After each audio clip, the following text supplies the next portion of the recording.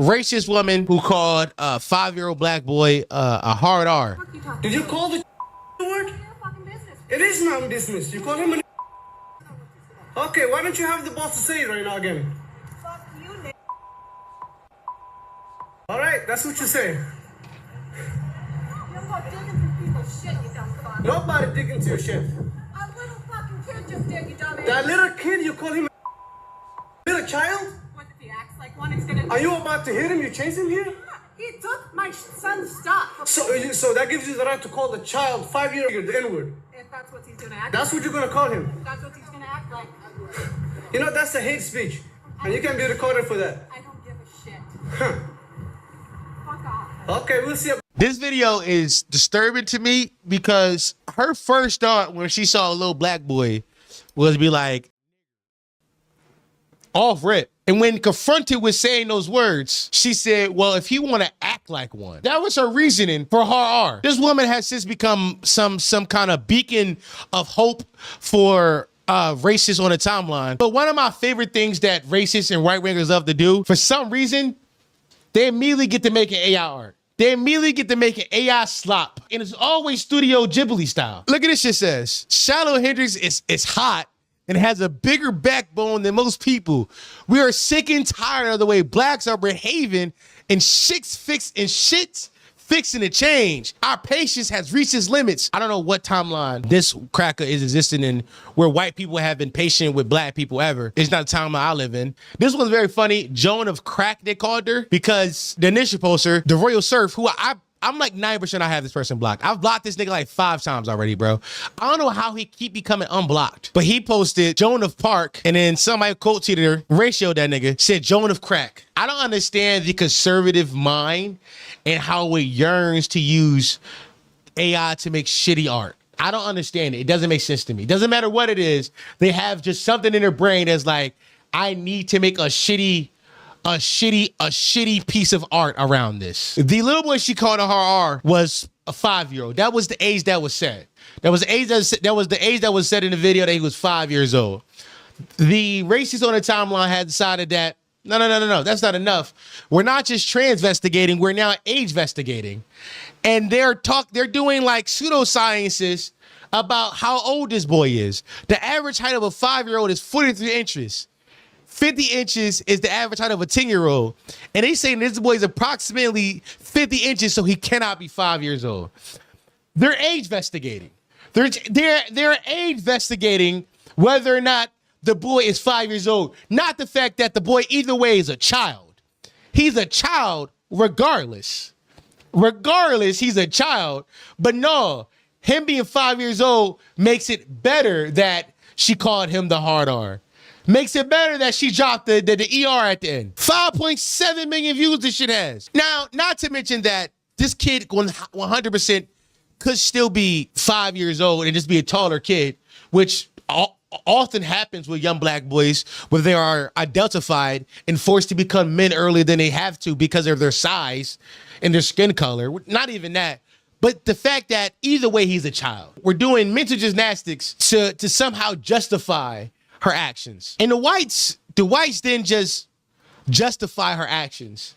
The whites decided that they wanted to pay her. Initially, her GoFundMe was only for $11,000. No, excuse me, it was $20,000. That $20,000 goal got shattered pretty quickly and was raised. It was raised up because then she hit 100K. She hit 100K.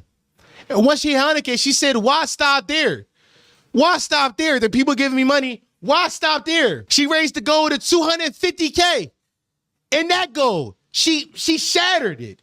She shattered it. She said, why stop there? That goal was then raised again to $1 million. The goal was raised to $1 million. And she's going to crack that. Some of the recent donations is sickening. White Lives Matter, average white man, real nasty shit inside these donations. My personal take on this is we got to stop recording these people. There's a point in time when America was more woke where recording somebody for doing something racist was a good thing. People used to get their jobs taken from them. Family members would disown them. There's a point in time where that worked. In today's society where we have a fascist leader inside office and our country is becoming slowly more right-wing. Not even slowly, it's truly right-wing, but We're talking about like full on all right talking points are happening in regular government. There's no need to record these people because the majority of the country has decided that they don't see this as a problem. The only way to stop a Shiloh Hendricks, punch her in the mouth. I'm sorry that I'm talking about violence. I'm sorry. I know Unc FD would not like this. I know Unc FD would tell me that I can't say this. But the truth is there is no recording them. If you want to take action,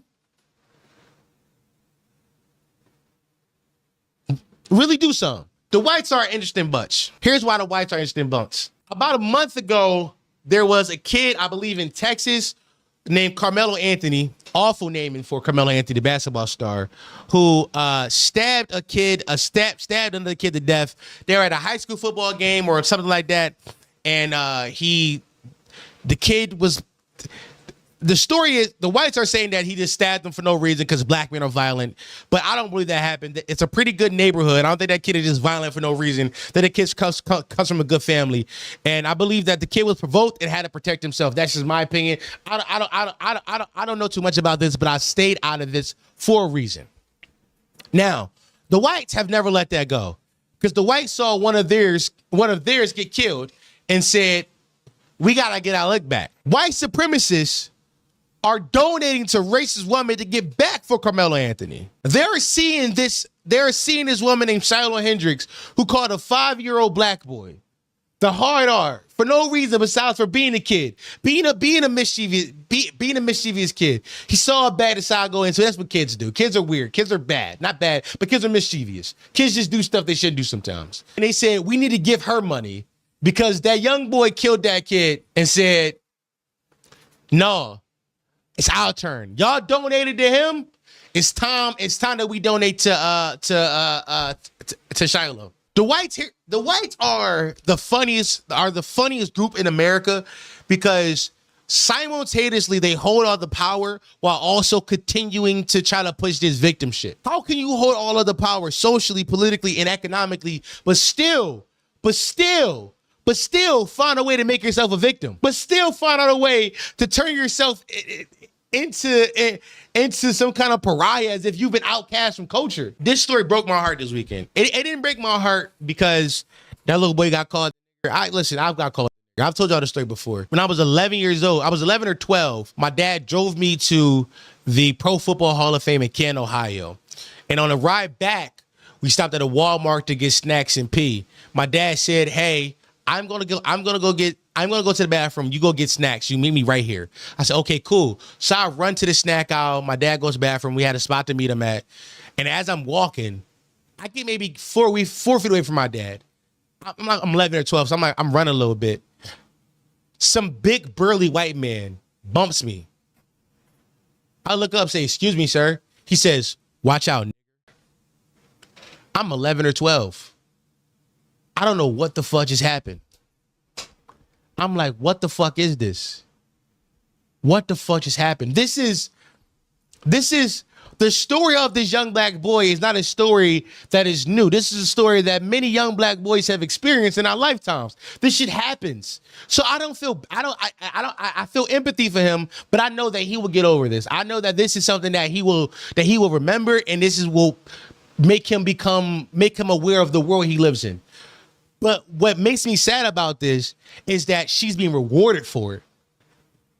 She's being rewarded for nothing but calling somebody a nigger.